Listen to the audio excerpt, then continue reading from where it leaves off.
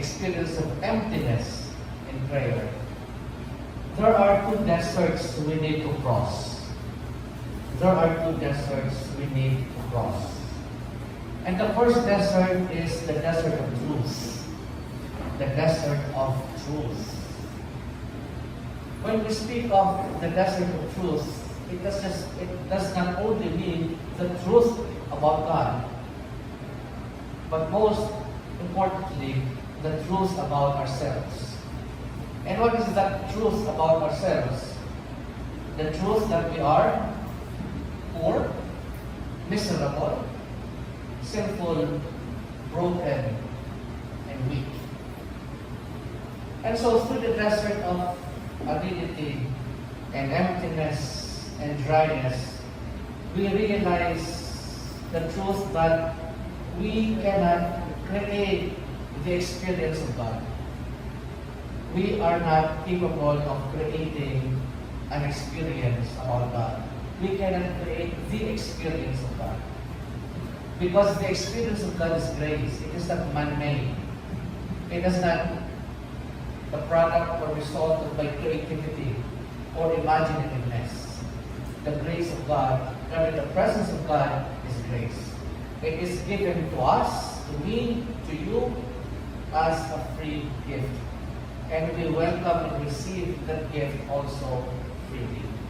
So this is a basic truth about ourselves, that we cannot create the experience of God. We don't have the power to generate the experience of God.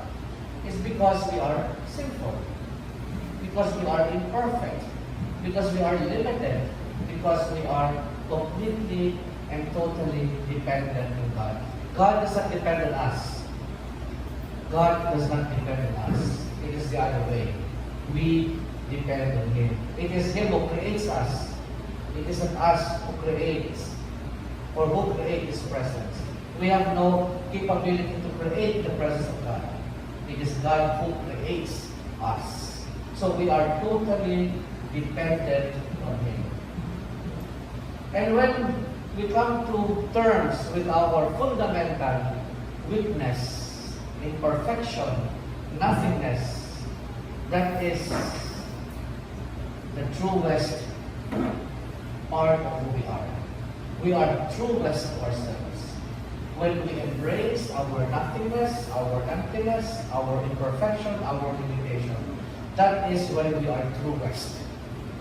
And our relationship with God at its most authentic form. We are most authentic. Our relationship with God is most authentic when we come to terms with our essential, fundamental weakness. And so to discover God as our all, as our everything, is to hand over to Him direction and control of our life. To discover God as our all, our everything, is to pass on to Him, to freely hand over to Him direction and control of our life. In other words, because God is in control, He will lead us through the desert on paths we cannot see. I said last month that in the desert there are no paths, there are no footprints. The footprints and paths that you see are the ones you made. There are no paths, footprints to guide us forward. We have to make our path. But on our own, we can't. We need God to walk with us so that a path, a trail, a series of footsteps can be charted or created. And so, coming to terms with the truth of who we are, we need tons of faith, lots of faith.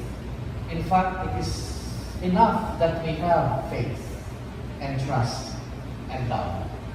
When you are nothing, when you are poor, when you are simple, when you are empty, all you need to get you through and to carry you through is faith, trust, and love.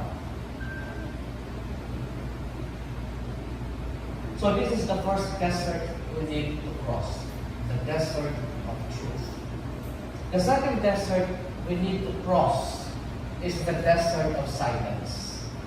The desert of silence. This second desert is the experience of desertedness. What do we mean by desertedness? The feeling of being rejected or abandoned. So this desert experience, the desert of silence, is really the experience of desertedness and interior emptiness. This is the feeling that God is not only absent, but we also feel that He has rejected us. He has abandoned us. And there are times when we feel like this. There are times when we feel like this. That's why we catch ourselves praying sometimes, Lord, you're so unfair. Lord, you're so unfair. Lord, it's not fair. Lord, you're not considerate. You're cruel. Why do you allow these things to happen to me, to other people, to those I love? So this sense of desertedness, sense of being abandoned, sense of being rejected, sense of being misunderstood is all part of the desert of silence. Again, I would like to quote St. John of the Cross because he is an authority on this. He says, poor, abandoned, left to darkness in pure faith, in dark night. The thought of God, the thought that God has abandoned is a heavy affliction for the soul.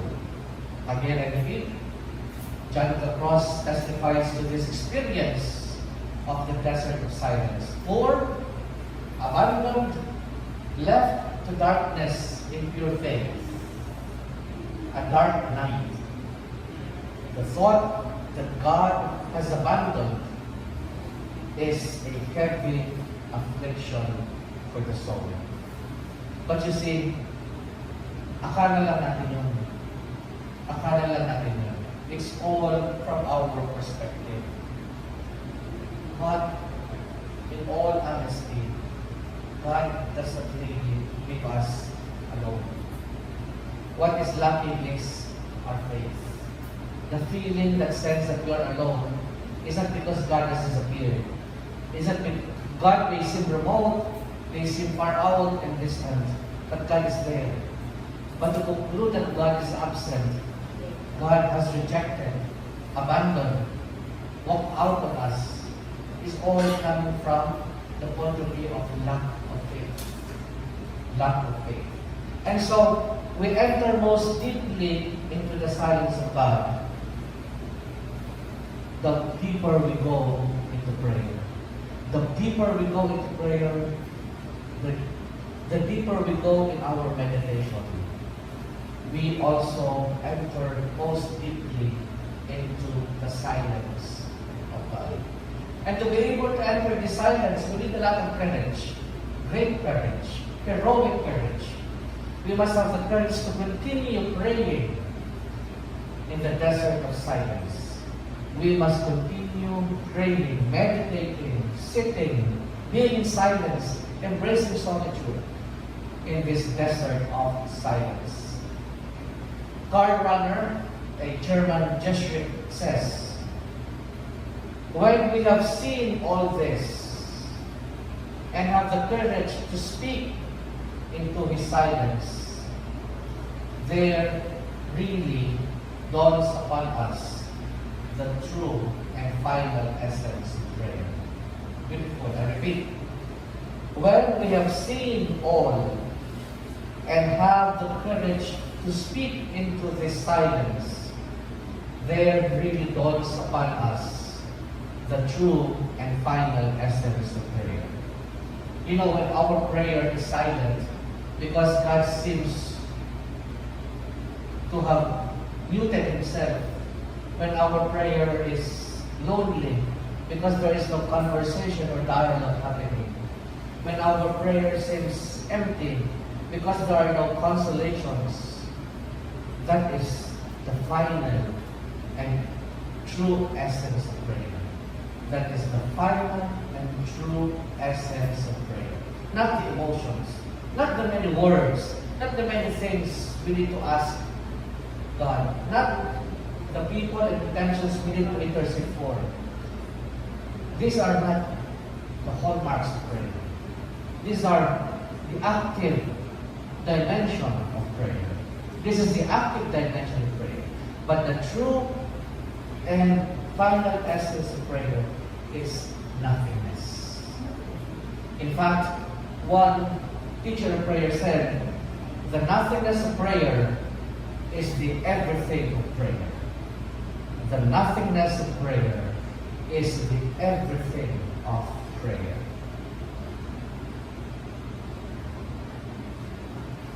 So true prayer is prayer offered in the desert of truth, in the desert of silence. And such prayer confronts the mystery of God's absence and presence. True prayer is prayer offered in the desert of truth and the desert of silence. And such prayer confronts the mystery of God's absence and presence. So, the experience of God in the desert is really the alternation between absence and presence. It is the alternation, or what we call in philosophy, the dialectic between prayer, rather between absence and presence. So absence and presence is the law of alternation that we experience in prayer. So in prayer, there is an alternation between absence and presence. This two is a tandem. This two is a tandem. It's a pair. It's a classic pairing in prayer. A classic couple in prayer. Absence and presence. Sometimes we feel this presence very deeply, and sometimes, and many times, we experience this absence bitterly, painfully. So there is in prayer this law of alternation. The alternation between aridity and consolation, between fullness and emptiness. And God's presence alternates with His absence. And God's silent distance can include His nearness, and His absence can include His caring presence. So kung akala natin ang layo niya, hindi. He cares. And sometimes, akala natin napakalapit niya, but when in fact, malayo siya. Dahil, we are trying to control Him. The more we want to control God, the more elusive He gets. The more we want to control God, the more elusive He gets. And what are the times when we try to control God? When we make our prayer very active. Like example, I always hear people complain, Lord, nag-meditate naman ako araw-araw. I go to Mass every day. I try to pray. I'm devoted to the Rosary and a host of other devotions. But why is it I still end up not feeling Him? And I tell Him, you know what? Because your praying is meant to control Him. It's like when you pray more, you make His presence immediate. So may mga tao, they multiply their prayers because they think by multiplying it, by making it more, the presence of God can easily be created. We cannot create the presence of God. Even if you spend 24 hours in the Blessed Sacrament, you still cannot make Him present because it doesn't depend on you. It depends on Him. And that presence is always there. But we don't always recognize it because we look for Him in the wrong places. We look for Him in the wrong places. And we don't read His presence that is written on the wall, all over, in the sky, on the faces of people we meet. Because we refuse to look up, we refuse to look sideways, because we refuse to look at people straight on the face. But God is there, written, etched all over. But the problem is, we look for Him in the wrong places. Because we want to control Him. We want to put Him in a situation that is convenient for us, that is pleasurable to us. So, God's silent distance can include His nearness. He may be silent, but He is near. He may be silent, but He is near. And His absence can include His caring presence. He may be absent, he may be far out, but He really cares. So we cannot far from the ways of God. As the psalmist says, the ways of God are not ours. The thoughts of God are not ours. So God's presence is infinitely abundant and overflows life in countless mysterious ways. But always the presence or the absence is love. The presence or absence is always love. That's why we need to pray to be given the faith of the silence of surrendering love. To be given the faith, the grace of silence, the silence of surrendering love. Now, how can we perceive the presence of God even in His absence? How can we perceive this presence even in absence? Only by this way, only through this, by faith. By faith. By faith, we can know His presence everywhere and in everyone. By faith, we can know His presence everywhere and in everyone. In the desert, faith is all we have to access His presence. In the desert, faith is all we have to access and experience His presence, His kindness, His love and care for us. And of course, from others. From others. The kindness, the love and care from others. Not just the kindness and love and care that we directly experience from God, but many times God will use others to manifest this goodness, this kindness, this love. So I said earlier that even in God's absence, the love of God does not falter. Even in God's absence, His love does not falter. His love is really present. His love is really present. Beyond the awareness, God can grant the sensation of His presence. Beyond our awareness of His absence and presence, God will always give us the sensation of His presence. And the presence may not be visible, the presence may not be visual, the presence may not be physical, but it is a presence that we feel. It is a felt presence. And most of the time, our awareness of God's presence is really the awareness of faith. The awareness of faith and the loving concern that we receive from other people. So beyond the awareness of God's presence or absence, God can give us the sensation of presence in a felt, experiential way. In a felt and experiential way. Felt because sometimes we don't see it. Felt because sometimes we don't feel it physically, but we feel it deep in our emotions. Felt because sometimes we have no actual visual contact or experience of the presence. And so He manifests that presence in a felt way in faith. So even then, even in the perceived absence, we still feel God, we still feel His love, even though He seems to be far out and absent. So God can be present even